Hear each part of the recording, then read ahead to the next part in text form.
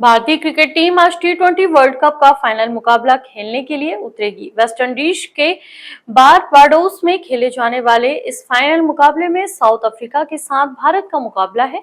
इस टी20 world cup में भारतीय टीम का शानदार प्रदर्शन रहा है। लगभग सभी खिलाड़ियों ने जीत में अपनी महत्वपूर्ण भूमिका निभाई है। ऐसे में भारतीय टीम खिताबी जीत की प्रबल दावेदार मानी जा रही है। इससे पहले भारतीय क्रिकेट टीम ने 2007 में टी20 वर्ल्ड कप जीता था। भारत और दक्षिण अफ्रीका के फाइनल मैच को लेकर क्रिकेट प्रशंसकों में खासा उत्साह नजर आ रहा है। प्रशंसक टीम इंडिया की जीत के लिए कोई कसर नहीं छोड़ना चाहते हैं। देश में जगह जगह भारतीय फैंस मंदिर में जाकर पूजा अर्चना और टीम इंडिया की जीत के लिए प्रार्थनाएं कर रहे हैं। इंदौर में भी क्रिकेट फैंस ने आज होने वाले फाइनल मुकाबले के लिए मालवा मिल चौराहे पर स्थित मंदिर में जीत की कामना को लेकर हवन पूजन किया। क्रिकेट प्रशंसकों ने भारतीय टीम के खिलाड़ियों का पोस्टर और हाथ में तिरंगा लिए हवन किया। सभी पूरी तरह से आश्वस्त है कि आज का मुकाबला भारतीय टीम जरूर जीतेगी और एक बार फिर टी20 वर्ल्ड कप का खिताब भारत लाएगा। इंदौर में भारतीय क्रिकेट टीम के फैंस ने जीत के बाद जश्न की तैयारियां भी कर ली है और अभी से मिठाइयों के ऑर्डर भी दे दिए हैं। आज रात को जैसे ही भारतीय टीम साउथ अफ्रीका को फाइनल मुकाबले में हराएगी, वैसे ही इंदौर की सड़कों पर जश्न की तस्वीरें देखने को मिलेगी। मिठाई वितरण के साथ ही भव्य आतिशबाजी भी देखने को मिलेगी। नाबालिग बेटी ने सुसाइड करने की धमकी दी तो माता पिता ने ही प्रेमी के साथ गुपचुप तरीके से शादी करा दी। बाद में मां ने ही बेटी की गुमशुदगी दर्ज कराई। पुलिस ने जब बेटी को प्रेमी के पास से बरामद कर माता पिता को सौंपा तो उन्होंने बेटी को वापस उसके प्रेमी के पास भेज दिया। इधर मां ने महिला एवं बाल विकास पुलिस द्वारा बिना मेडिकल कराए बेटी को सौंपने और उसकी सुपुर्दगी को लेकर शिकायत की। जांच में जब मां की पोल खुली तो वह अधिकारियों से माफी मांगते हुए समझौते की बात करने लगी।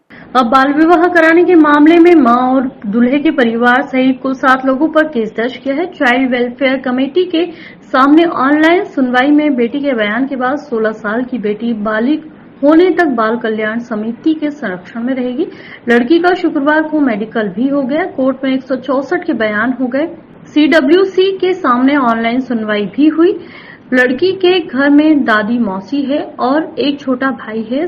CWC ने लड़की को बालिग होने तक अपने संरक्षण में ले लिया है। 18 साल की उम्र तक अब लड़की CWC के संरक्षण में रहेगी। इंदौर में एक युवती ने फोन पर बात करते हुए तीसरी मंजिल से छलांग लगा दी। उसे हॉस्पिटल ले जाया गया जहां उसकी मौत हो गई। परिजन का कहना है कि कोई उसे ब्लैकमेल कर रहा था। वहीं पुलिस युवती के मोबाइल की जांच करवा रही है जिससे कि सुसाइड का कारण पता चल सके। पुलिस के अनुसार गोयल नगर की रहने वाली बुलबुल चंदेल रियल एस्टेट कंपनी में काम करती थी। गुरुवार दोपहर 11:30 बजे वह कनाड़िया इलाके में ऑफिस की बिल्डिंग के टॉप फ्लोर पर फोन पर किसी से बात कर रही थी। इस दौरान उसने छलांग लगा दी और नीचे रेलिंग पर जा गिरी। करीब 2:30 बजे इलाज के दौरान उसने दम तोड़ दिया। MPEB में काम करने वाले बुलबुल के पिता मोहन चंदेल ने बताया कि 2 साल पहले बेटी का तलाक हो गया था।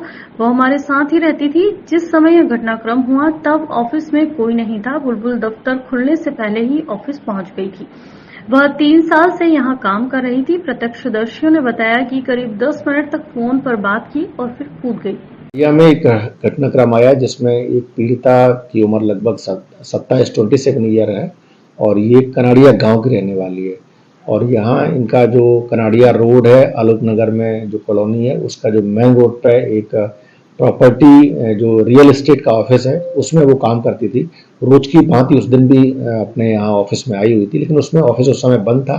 ये अपना बात करते करते ऊपर वाली फ्लोर पे गई है और वहां से उसने छलांग लगाई है।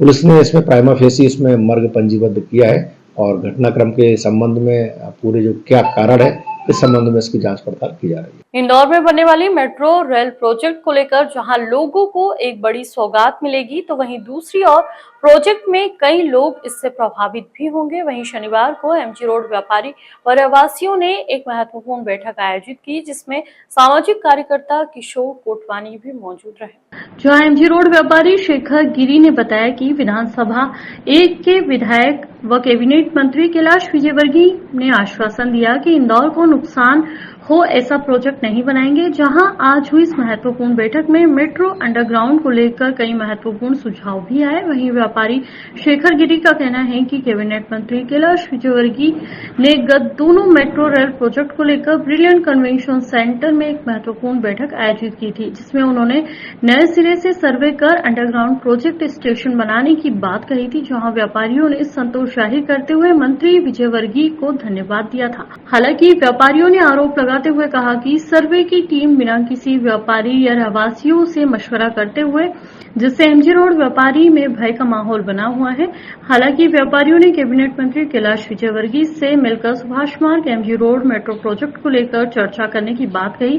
कुल मिलाकर इंदौर मेट्रो प्रोजेक्ट में लगातार हो रहे बदलाव के चलते शहर के व्यापारियों में भी खास भय का माहौल बना हुआ है। लेकिन उसके बाद जब वो मेट्रो चीफ बन गए तो उन्होंने भी शायद ये रोड मैप सैंक्शन कर दिया था।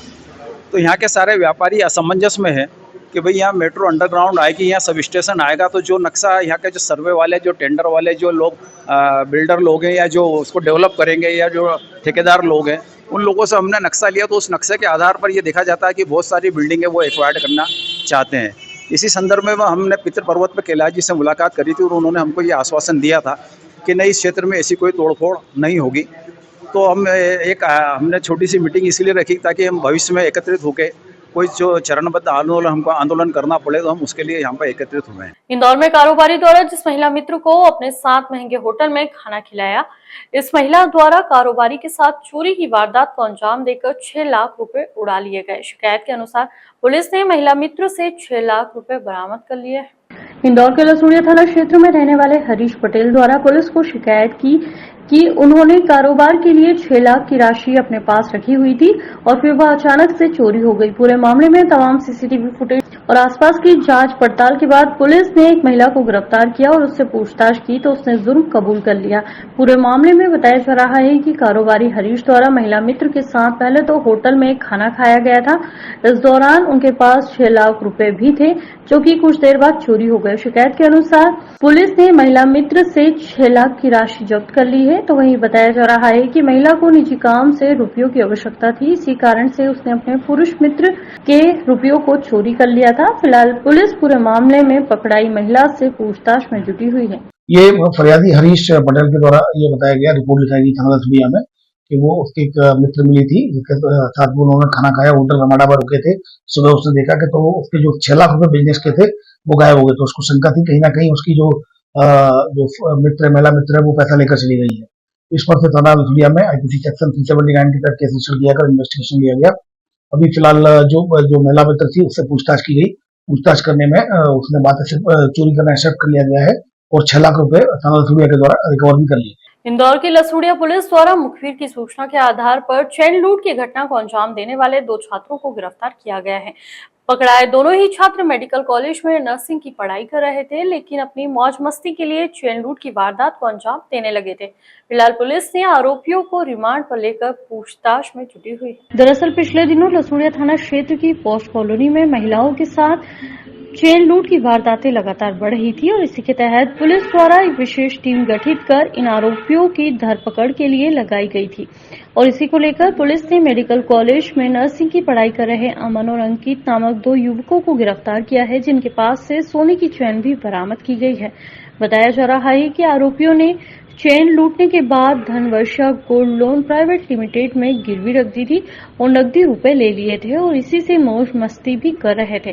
फिलहाल पुलिस ने दोनों चेन सोने की है उन्हें बरामद कर लिया गया है और जी प्राइवेट लिमिटेड से सोने की चेन बरामद की है। उनके अधिकारियों से भी बारीकी से पूछताछ की जा रही है।